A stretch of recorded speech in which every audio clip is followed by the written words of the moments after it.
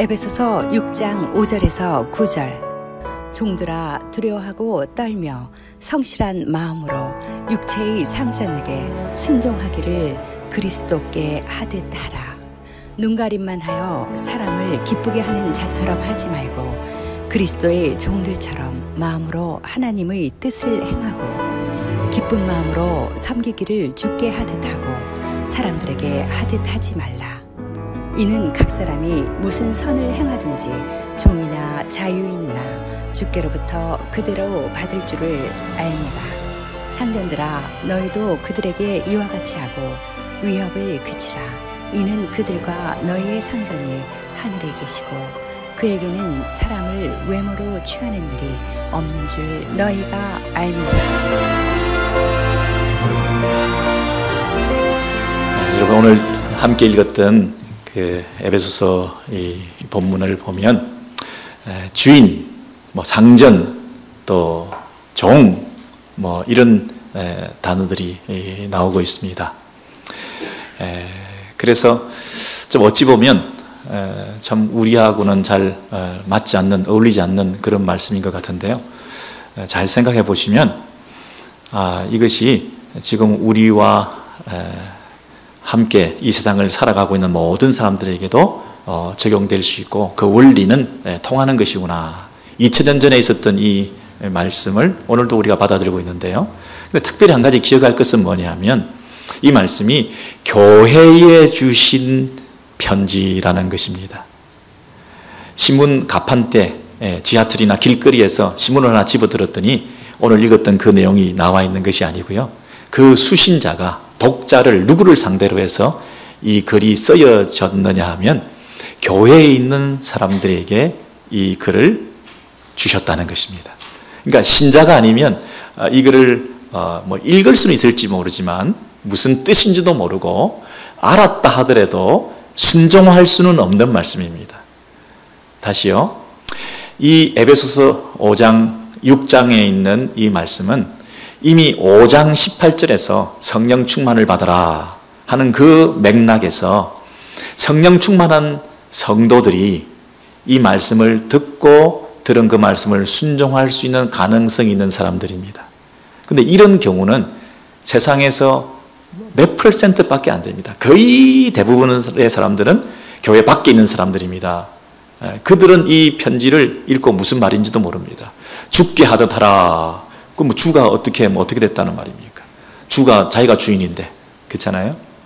근데 예수를 믿는 사람도 드물고, 그리고 예수 믿는 사람들 가운데에서도 성령 충만을 받은 사람들이 이 말씀을 지키고 순종할 수가 있는데, 또 예수를 믿는다고 교회는 다니지만 성령 충만하고는 거리가 먼 사람들이 많습니다. 예수를 구주로는 영접했지만, 세이비어로는 영접했지만 그분이 나의 주인이 된다는 롤십을 인정하면서 그리스도의 주재권을 인정하는 것은 별개라고 생각하는 사람이 있습니다. 당연히 건져냈으면 건져내신 분을 따라가는 것이 당연한데도 우리는 건짐받았고 천국은 가는 티켓을 확보했고 이제는 내가 마음대로 살 수도 있다고 하는 그런 거짓된 방종으로 흐르는 진정한 자유가 아닌 그런 신앙생활을 하는 사람들도 꽤 많이 있기 때문에 정말 예수 믿고 또 주님을 섬기면서 성령 충만하는 사람들에게만 주신 이 에베소서 6장 5절에서 9절의 말씀은 정말 희귀한 사람들만 이것을 지키고 순종할 수가 있다는 것입니다. 대부분의 사람들은 무슨 말인지도 모르고 들어도 이해도 안 되고 이해를 했다 하더라도 순종할 수도 없는 사람들이 대부분입니다.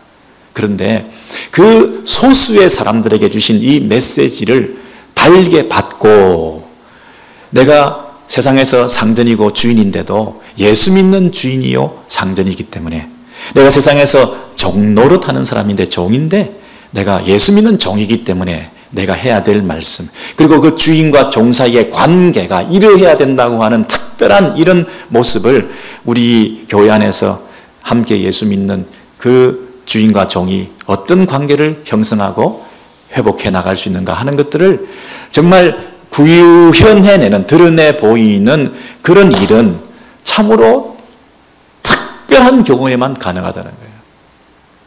그런데 그런 특별하고 희귀한 일들을 통해서 하나님께서 일하신다 하는 것입니다. 예수 믿는 사람, 성령 충만하는 사람이 이 말씀을 그대로 지키고 순종함으로써 회복되는 관계, 세상에는 없는 이상하고 희귀한 그런 아름다운 천국의 모습을 나타내음을 통해서 이 세상에 임팩을 주는 거예요. 충격을 주어가지고 어떻게 저럴 수가 있을까? 어떻게 저럴 수가 있을까? 그것이 영향력이 나타나게 되는 것입니다. 적은 무리여 두려워 마라. 그렇게 말씀하시잖아요. 세상에는 큰 숫자, 큰 이 사이즈, 많은 숫자, 이것을 사람들은 두려워하는데 적은 무리가 모여가지고 우리가 무슨 힘을 발휘할 수 있을까? 우리는 힘이 없다 하고 그 큰 것에 대한 세상에 대한 두려움을 가지고 우리가 적다는 것에 대해서 작다는 것에 대해서 늘 우리가 불편한 마음을 가지고 있는데 예수께서 하시는 방법은 하나님 나라의 방법은 뭐죠? 적은 무리여 두려워 마라.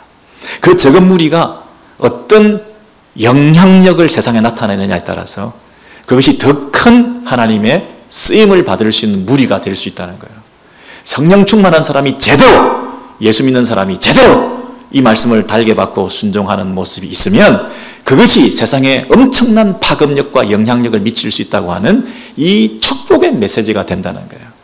이게 어떻게 과연 이렇게 될 수가 있을까? 우리가 생각을 많이 해야 되겠죠. 적은 무리여 두려워 마라. 너희 아버지께서 그 나라를 너희들에게 주기를 기뻐하신다 그랬어요. 우리가 세상을 두려워하고 있는데요, 세상보다 더 크신 하나님께서 우리 아버지가 되신다는 거예요. 아버지께서 모든 것을 축복하시고 책임져 주실 테니까 그 아버지를 의지하면 그 아버지의 나라를 상속받게 되고 우리가 세상보다 더 큰 하나님의 나라에 속해 있기 때문에 이 세상에 일어나고 있는 그 어떤 것도 두려워하고 무서워하고 비교해서 우리가 주눅들 필요가 없는 것들이라는 거예요. 우리가 적은 무리지만 하나님의 법도대로 온전히 순종하면 그것이 하나님의 나라와 통치가 임하는 것이고 그것이 세상에 큰 영향력을 줄 수 있다고 하는 것입니다. 그렇기 때문에 이제 우리는 교회 안에서뿐 아니라 교회 밖에서 직장생활과 세상에서의 우리 경제활동을 통해서 여러 사람들을 만나게 될 터인데 이 원리를 제대로 배워서 만약에 성령 충만한 사람이 이 말씀대로만 할 수만 있다면 그것이 숫자가 몇 명이 되었건 적은 무리가 세상을 정복하고 큰 영향을 미치면서 세상 가운데 하나님 나라가 확장되는데 저와 여러분이 쓰임받게 되는 그런 축복이 있게 될 줄로 믿습니다.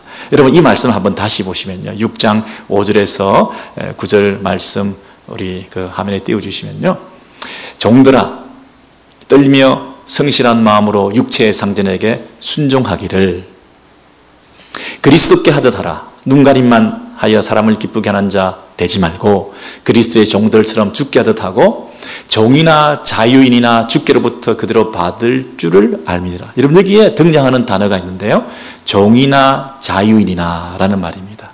그러므로 여기서 종이라는 개념은 그 반대말이 자유인이라는 뜻입니다.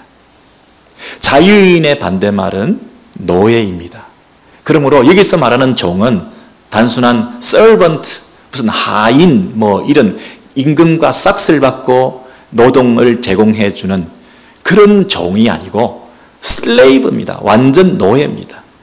자유가 구속되어 있는, 자유가 없는, 속박되어 있는 한 사람이 다른 한 사람을 소유할 수 있는, 물건 취급당하는 그런 노예를 말하는 것입니다. 사고 팔 수 있는, 그리고 다음 대에 물려줄 수 있는 그런 비인격적이고 잔혹한 취급을 받는 그런 노예라는 개념으로 여기서 종이라고 말하고 있습니다. 그래서 단순히 이것은 뭐 노사 문제라든지 또 직업윤리라든지 이런 차원의 얘기가 아니라 노예 제도에서 어떻게 노예가 주인을 섬기고 주인이 그 노예를 어떻게 대접할 것인가. 로마 시대에 만년에 있었던 그 노예 제도가 보편적으로 통용되고 있는 그 시대에 이 그리스도인이 성령 충만해서 그 노예 제도 안에서 주인과 종의 관계를 어떻게 해결할 것인가, 그 얘기를 하는 것이거든요. 그러니까 이것은 굉장히 더 심각한 문제입니다. 심각한 문제입니다. 더 복잡한 문제입니다. 만약에 사도 바울이 이렇게 말씀하셨으면 참 좋았을 텐데요. 종들아, 주인을 가만두지 말고 주인의 권위를 무시하고 노예 제도를 폐지하기 위해서 주인을 대적하고 데모하고 주인을 몰아내라. 너희가 사는 새 세상이 왔다. 이렇게 얘기를 하면 얼마나 좋았겠습니까? 그게 좀 힘들었다면 상전아, 상전들아 할 때 이렇게 얘기했으면 얼마나 좋았을까요? 상전들아, 네가 예수 믿게 되었으니까 이제는 종들을 다 풀어줘라. 노예 해방시켜라. 그게 하나님의 뜻이다. 이렇게 좀 레디컬하게 얘기를 했으면 노예 제도를 묵인하지 말고 방조하지 말고 노예 제도를 폐지하라. 이렇게 말씀하셨으면 그게 사도 바울다운 것이고 기독교다운 것이고 하나님께서 우리에게 주시는 귀한 그런 메시지가 되어서 세상이 굉장히 관심을 가졌을 텐데요.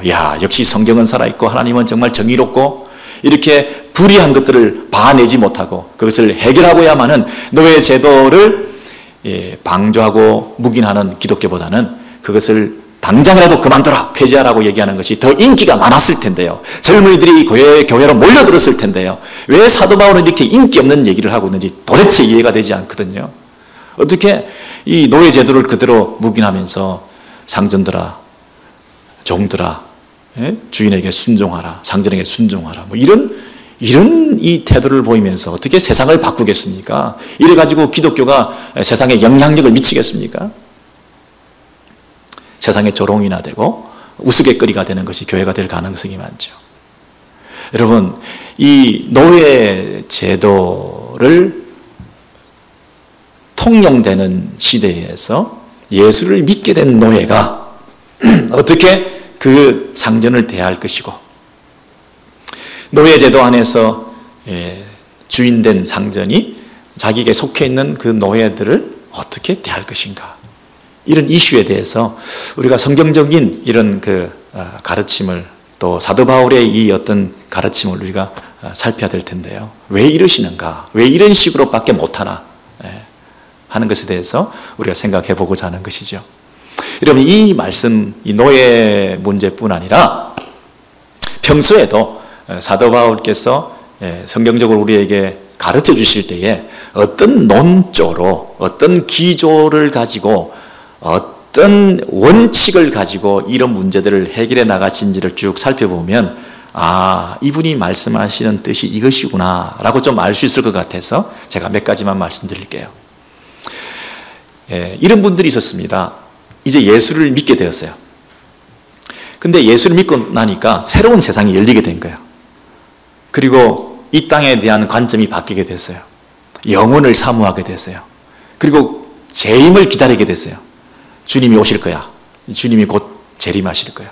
그러니 지금 이 땅에서의 그 일상성에 대해서 매일 일어나고 출근하고 일하고 하는 부분이 무슨 의미가 있나, 그런 생각을 하다 보니까 이 일을 좀 등한히 하게 되고 교회 가서 열심히 일하고 섬기고 봉사하고 하는데, 그리고 주님은 곧 임박하게 오실지도 모르니까 내가 이 땅에서 이 세상에서 일을 하는 것이 조금 게을러지기 시작했어요. 일을 줄이기 시작했다고. 그러다 보니까 가족들을 부양하는 책임에 있어서 조금 등한히 하게 되었어요. 점점 일을 안 하다 보니까 이게 편하다 보니까 일을 안 해. 근데 신앙은 좋아, 열정은 있어, 재림을 기대해, 교회에서 열심히 일하고 있어. 근데 그런 사람들이 교회에 많아지니까 교회가 부담스러워지는 거예요. 어떤 면에서 부양할 가족을 책임 안 지고 교회가 신앙만 좋다고 열심히 열정적으로 열광적으로 주님만 섬기고 재림만 기다리고 있으니 누가 먹여주느냐고, 그 가족들을. 교회에서 그 가족들을 밥을 먹여주고 먹을 것을 제공해 주는 일들이 자꾸 생기게 된 거예요. 그런 상황에 있는 데살로니가 교회의 성도들에게 사도 바울이 뭐라고, 어떤 기조를 가지고 어떤 원칙을 가지고 그들에게 말씀을 하고 설교를 하고 편지를 쓰고 있느냐 하면, 너희가 신앙 좋은 거 다 좋고 뜨거운 거 다 좋은데 일 좀 해라. 그리고 가족들은 네가 부양해라. 일 좀 해라. 그러면서 뭐라고 했죠? 네가 일거리가 되지 마라. 교회의 일거리가 된다. 일 좀 해라. 그러시면서 일하기 싫거든 먹지도 말라. 이렇게 말씀하셨다는 거예요. 사도 바울이 신앙 좋은 사람, 열정적으로 열광적으로 주님의 재림을 사모하는 사람들을 무시한 겁니까? 우리가 잘못한 거죠. 예수를 잘 믿는다고 하니까 이제 일상생활을 등한히 하게 되는 거예요. 기존의 관계들에 대한 책임을 등한히 하는 것. 내가 부양해야 될 가족들에 대해서 마치 하나님께 맡겨드리고 나는 주를 위해서 섬긴다고 하면서 그들을 경제적으로 책임지지 않는 태도, 네가 맡은 자들을 책임지지 않는 태도, 이거 하나님께서 원하시는 게 아니라는 거예요. 기존의 질서와 현 상태와 지금 네가 부양해야 될 가족에 대해서 책임을 지라라고 말씀하시는 것이 사도 바울의 가르침이에요. 또 이런 경우도 있었어요. 부부가 예수 믿기 전에 만나서 결혼을 했는데 그 부부 중에 한 사람이 예수를 믿게 되었어요. 남편이든 아내든 이제 믿는 남편 입장에서 안 믿는 아내를 이렇게 만나서 대화를 해보니까 너무 말이 안 통해. 나는 믿기 때문에 새로운 세상을 열리게 되었고 진리 안에서 이 참 놀라운 것들을 깨닫게 되어서 정말 이것이 너무 좋아요. 그런데 아내는 내 신앙생활에 도움이 안 돼. 뭐 하자고 하는 거, 뭐 원하는 거 너무 세속적이고 인간적이야. 그래서 같이 가다가는 주님을 잘 못 섬기겠어요. 이제 나는 예수 잘 믿는데 아내가 걸림돌이 되니까 아내가 떠나줬으면 아내를 정리하는 것이 주님께서 더 기뻐하신 일이 아닐까. 그 반대도 마찬가지예요. 믿는 아내가 안 믿는 남편 때문에 너무 힘들어하다 보니까 내가 주를 위해서 더 잘 믿기 위해서는 아내가 좀 남편이 좀 이렇게 정리가 되었으면 하는 그런 열심과 뜨거움이 있는 사람이 초대교회에 있었다니까요. 얼마나 뜨거웠으면, 얼마나 주님을 내 남편으로 모시기를 즐겨했으면 이 믿지 않는 남편이 내 신앙생활에 도움이 안 된다고 생각하니까 그를 좀 정리하는 것이 더 좋겠다라고 생각한 부류의 사람들이 있었다는 거예요. 아니 그거 일반적으로 봐서 그 대단하게 좋게 칭찬할 만한 일이잖아요. 야 정말 뜨겁구나, 열정이 있구나, 정말 나를 주님만을 섬기는구나, 그 칭찬할 만도 한데 사도 바울께서는 뭐라고 얘기를 하시냐면 한번 보시겠어요? 고린도전서 7장에 보시면 안 믿는 아내가 믿는 남편과 살기 원하거든, 또는 안 믿는 남편이 믿는 아내와 살기 원하거든 버리지 말라, 이렇게 얘기를 했어요. 무슨 말이냐면 안 믿는 아내가 믿는 남편하고 안 살겠다고 굳이 막 떠나가면 모르겠는데, 그건 모르겠는데 살겠다고 그러면 네가 믿는다고 해서 안 믿는 배우자를 내보내지 말라는 거예요. 버리지 말라는 거예요. 네가 책임지라는 거예요. 예수 믿고 난 다음에 기왕 있던 기존의 관계들을 무시하지 말라는 거예요. 내가 예수 믿고 나니까 새로운 세상이 열리게 되었어.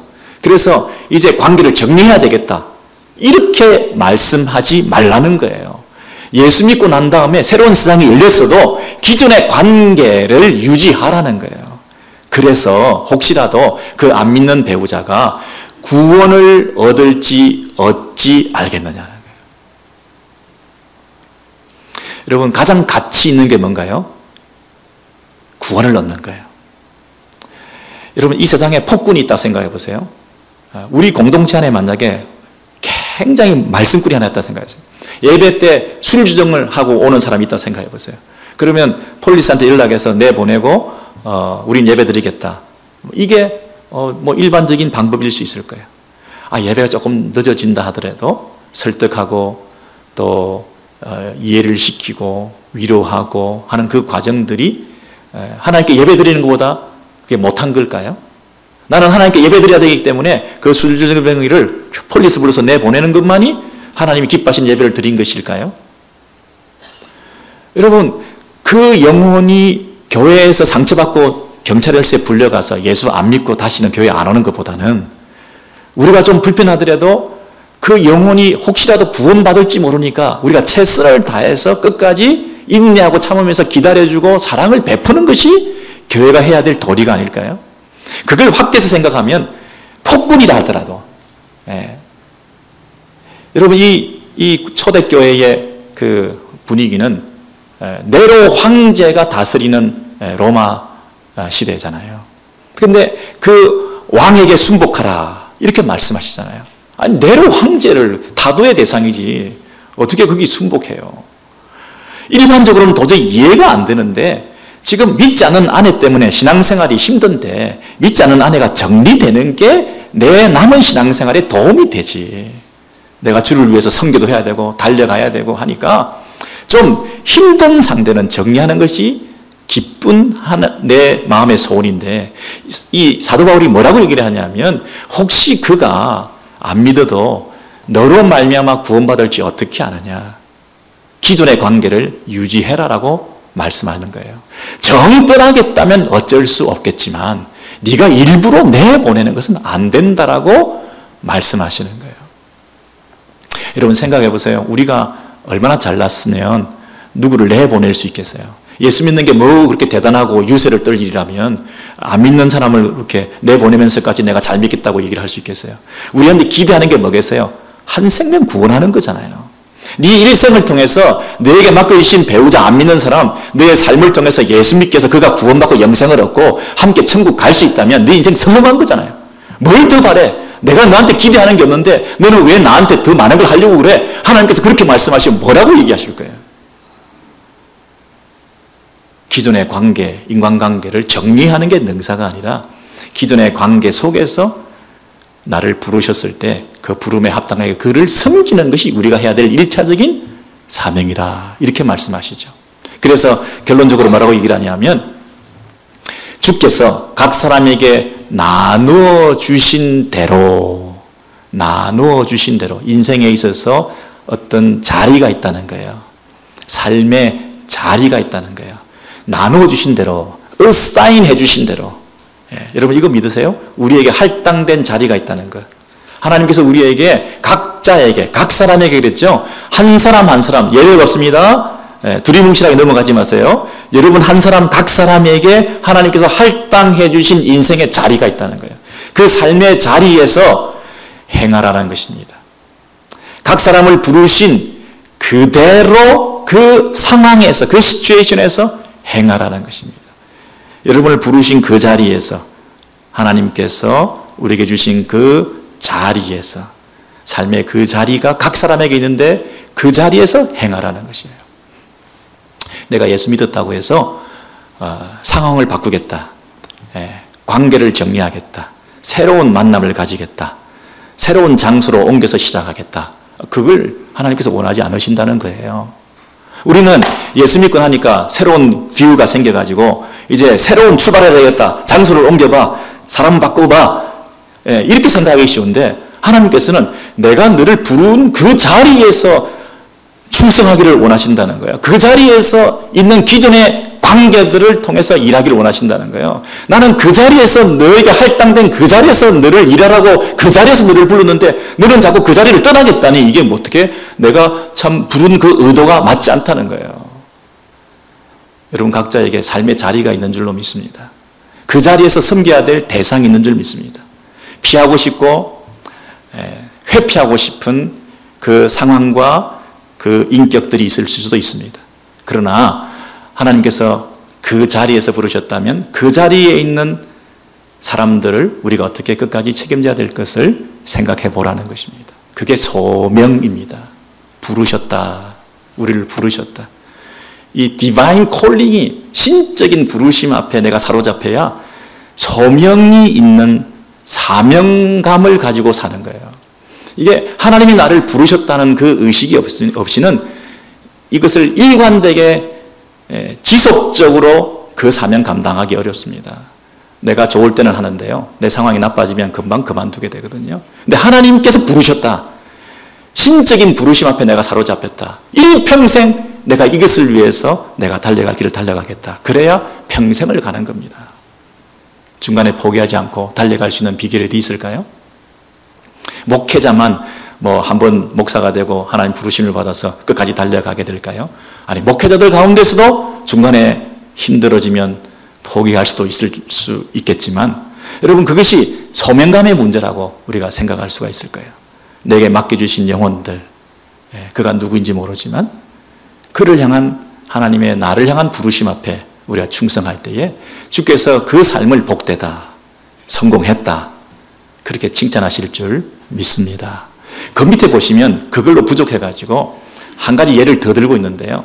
할례자로 부름을 받은 자는 무할례자가 되지 말고 무할례자로 부름을 받은 자는 할례 받은 자가 되지 말라. 부름 받은 그대로 지내라 그랬어요.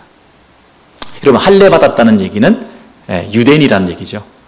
무할례자라는 얘기는 이방인이라는 얘기죠.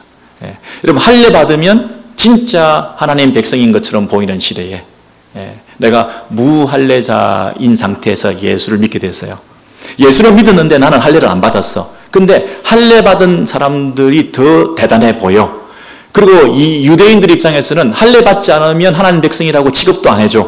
그러니 할례 제도에 대해서 이걸 폐지하기보다는 그 할례 제도가 주는 힘을 활용해서 나도 할례 받아야 되겠구나 라고 생각하는 것은 잘못이라는 거예요.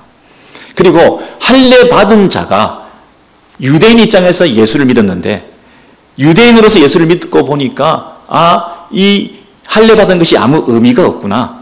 예수만 잘 믿으면 되지 내가 할례 받은 게 의미가 없구나. 그래서 다시 그것을 무할례자로 내가 돌아가야 되겠구나. 그럴 필요가 없다는 거예요. 이방인으로 구원받았으면 이방인들을 섬기고 유대인으로 구원받았으면 유대인으로서 섬기는 것이지 그 자리에서 그대로 부름받은 대로 내가 백인이면 백인으로 흑인이면 흑인으로 하나님께서 나에게 할당된 자리 나에게 남자면 남자, 여자면 여자지 남자가 여자 되고 여자가 남자가 될 필요가 없는 거지. 내가 한국 사람으로 부름받았으면 한국 커뮤니티에서 내가 할 일이 있는 것이고 내가 미국 시민이 되었으면 미국 시민권자로서 해야 될 일이 있는 것이지 내가 온두라스에서 살면 온두라스에서 예수 믿게 되었으니까 그 온두라스에서 섬겨야 될 일이 있는 것이지 내가 굳이 온두라스에서 미국으로 가야 될 일은 없는 거죠. 하나님 특별한 부르심이 아니면 미국에서 살았으면 미국에 사는 거지. 미국에서 섬기면서 온두라스로 갈 일이 없죠. 근데 온두라스로 가지 않는 미국 사람들의 이유가 여기가 더 풍족하고 좋기 때문이 아니라 여기서 부름을 받았으니까 부름받은 그 자리에서 내가 섬기니까 미국에 있는 거지 온두라스보다 더 나으니까 사는 게 아니라는 거예요. 각자의 부르심을 받은 자리에서 우리가 살다 보면 그 자리에서 우리가 해야 될 일이 있다는 거예요. 그리고 그 자리에서 충성하고 믿음으로 하나님의 뜻대로 살다 보면 하나님께서 그 자리에서 확대된 당신의 사명이 또 연장시켜 주시기도 하고 다른 만남들을 통해서 더 영향력을 드러내기도 하고 온두라스까지 그것을 영향을 미칠 수도 있겠지만 그러나 우리가 처음부터 그 자리를 벗어나야 되겠다. 여기 못 살겠다. 가야 되겠다. 이 사람은 회피해야 되겠다. 그런 자세를 가지는 것은 옳지 않다라고 말씀하시는 거예요. 세 번째로 두 가지 설명해도 부족하니까 또 뭐라고 얘기하시냐면 정으로 부르심을 받으면 종도 자유인이요 그랬어요. 여러분 종이라고 하는 게 노예입니다. 그죠? 노예인 상태에서 예수를 믿게 되었다면 그 말이에요. 종인 상태에서 부르심을 받고 내가 예수를 믿게 되었다면 내가 종일지라도 그리스도 안에서 자유인이 되었다는 거예요. 종도 자유인이요. 그죠? 그리고 내가 자유인인 상태에서 노예가 아닌 상태에서 부름을 받았으면 내가 자유인일지라도 나는 그리스도의 종이 됐다는 거예요. 내가 종이라도 예수를 믿으면 자유인이 되는 거고 내가 자유인이라 하더라도 그리스도를 믿으면 그리스도의 종이 되는 거지. 네가 인위적으로 육신적으로 종과 자유 그것을 자꾸만 더 크게 생각하지 말라는 거예요. 예수 안에서 네가 종되었다는 것이 세상에서 이 주인 됐다는 개념보다 더 큰 개념이고 그리스도께 사로잡혔다는 것이 주는 그 참 자유가 있기 때문에 세상에서 자유인으로 사는 것보다 더 큰 개념이기 때문에 그것 때문에 그리스도가 주시는 그 참 자유와 하나님의 그 부르심 앞에 그 자리를 지키라고 하는 네가 종으로 부름을 받고 하나님의 자녀가 됐는데 그러면 그 종으로서 하나님의 자녀로서의 그 사명을 감당하면 되는 것이지 네가 육신적으로 자유인이 돼야 되겠다고 자꾸 생각하면 그리스도가 주는 그 자유는 너는 모른다는 말이냐 그걸 느끼지도 못하고 있다는 말이냐 진정한 자유를 누린 사람이 육신적으로 종된 것이 그렇게 문제가 되냐 제발 좀 그러지 마라. 폭을 넓히고 관점을 크게 하고 진정한 의미를 회복해라는 얘기 아니겠어요 지금. 그래서 정말 중요한 것은 부름받은 그대로 하나님과 함께 하는 것이라는 거예요.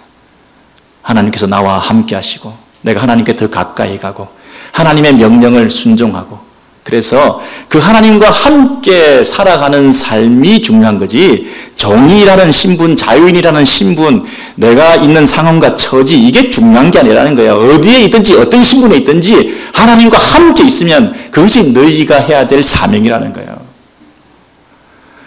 우리가 예수 그리스도로 말미암아 구원을 받았어요. 그래서 우리가 어떻게 구원을 받게 되는지 그 대가가 뭐가 지불됐는가를 생각해 보세요. 나를 사랑하사 나를 위하여 자기 몸을 버리신 예수 그리스도, 나를 위하여 나를 사랑하셔서 자기 몸을 버리신 예수 그리스도. 그래서 우리가 지금 예수 믿게 된 것은 예수께서 하나님의 아들이신 그분이 자기를 지불하셨기 때문에 그런 거예요.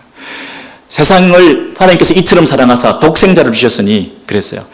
하나님의 아들이 우리에게 주어진 거예요. 그래서 우리가 예수 믿게 되었어요. 그러면 그 엄청난 하나님의 아들의 죽으심을 통해서 나를 구원해 주셨다면 그 엄청난 대가 지불하신 그분에 대한 은혜를 갚는 차원에서 우리가 그분께 매여서 살아야 되잖아요. 그분의 종 되는 것이 하나도 아깝지 않잖아요. 내가 그분의 종으로 살아가는 것이 주는 그 기쁨이 그 세상의 어떤 쾌락보다 즐거운 거예요. 하나님의 아들이 나를 위해서 죽으셨는데 예수 믿게 되었다는 것은 이런 큰 은혜를 입었는데 내가 그 은혜를 입은 자로서 그분에게 매여서 사는 일생이 되더라도 하나도 아깝지 않잖아요. 그리스도의 종으로 살아가는 것이 참 자유인 것을 매인 자가 누리는 자유를 우리가 알잖아요. 그분께 매여 있을 때 진정한 기쁨이 있잖아요. 이 자유, 여러분 자유를 얻었다는 얘기는 매이지 않았다는 얘기인데 그리스도의 종으로서 참 자유를 누린다는 얘기는 세상의 그 어떤 것에게도 매이지 않는다는 얘기예요. 내가 그리스도께 매여 있는데 어떻게 돈의 노예가 되고 사람의 노예가 되고 명성의 노예가 되고 인간의 노예가 될 수 있겠어요? 매이지 않는다는 거예요. 이 세상의 주인과 종의 이 관계, 이것을 넘어서는 그리스도께 매인 자의 자유가 있다는 거예요. 이 참 자유를 누리는 자가 이 땅에서 노예 제도의 문제 때문에 설왕설래하는 것이 조금 수준 이하라는 거예요. 노예 제도가 폐지된 지가 몇백 년 되지 않았습니다. 그러나 이 2000년 전에 지금 에베소서가 기록된 이 당시에 노예 제도 폐지를 주장하는 사도 바울의 외침으로 노예 제도가 폐지된 게 아니라는 거예요. 더 급진적이고 혁명적인 방법은 내부적인 노예 제도의 폐지의 핵심이 뭐냐? 노예와 주인이 하나가 되는 거예요. 이 진정한 하나 되면 그리스도의 복음으로 말미암아 가능한 일이에요. 상전이라 하더라도 그가 주인이 아니라는 거예요. 그 상전에 하늘의 상전이 계시는 그 하나님 아버지 앞에 함께 우리가 서 있다는, 우리가 그 하나님 아버지의 한 자녀가 되었다는 형제 관계를 먼저 믿음으로 회복할 때 거기에서부터 노예 제도가 폐지되는 것이지, 진정한 하나님의 그 회복이 노예 제도라는 외형적인 폐지까지는 시간이 많이 걸렸어요. 하나님이 하실 일이에요. 노예 제도를 계속 유지해야 된다는 얘기가 아니라 하나님이 하실 일이에요. 역사상 하나님께서 하나님의 사람들을 통해서 하실 때가 있을 거예요. 그러나 지금은 우리가 부르심 받았다면 부름받은 그 자리에서 우리가 상전으로서 노예를, 종을 어떻게 대하고 또 우리가 종으로서 또 우리의 상전들을 어떻게 대하는가, 이 속에서 부름받은 그 자리에서, 그 상황과 그 자리에서 우리가 사명을 감당할 때에 그것이 주는 급진성, 그것이 주는 영향력, 그것이 주는 세상에 대한 충격, 이것을 통해서 이 하나님의 나라가, 몸된 교회가 세상에는 없는 적은 무리가 큰 영향력을 나타내는 그런 공동체가 되어서 하나님 앞에 쓰임받는 그런 놀라운 이 교회가 되고 성도들의 삶이 되는 것이고, 여러분 이 일에 우리가 목숨 걸 때, 이걸 가장 중요하게 생각할 때, 우리가 지금 건강하지 못합니다, 돈이 없습니다, 참 신분이 없습니다, 살기가 어렵습니다, 여러 가지 니드가 많이 있지만 여러분 그것에 우리의 마음을 너무 두지 마시고, 참 살기 어렵고 힘들고 괴롭지만 그러나 부름받은 이 자리에 내게 맡겨주신 우리 아들, 딸, 손주, 내 배우자, 머저리 같고 이상하고 말도 안 되는 공동체 식구들 많이 있지만은, 그러나 그 한 사람 한 영혼, 내게 맡겨주신 그 자리에서, 그 상황과 그 자리에, 삶의 내 자리에서 그 영혼을 위해서 내가 섬겨서 그 영혼을 책임지는 한 영혼에 대한 관심을 가지고 살면 하나님께서 그것을 가장 기뻐하시고 우리의 삶을 축복하시고 그 나머지 모든 것들까지도 책임져 주시면서 이것이 인생의 참 성공이라 하는 놀라운 은혜를 우리에게 부어주시고 착하고 충성된 점으로 칭찬하시는 그런 놀라운 축복이 우리 가운데 있게 될 줄로 믿습니다.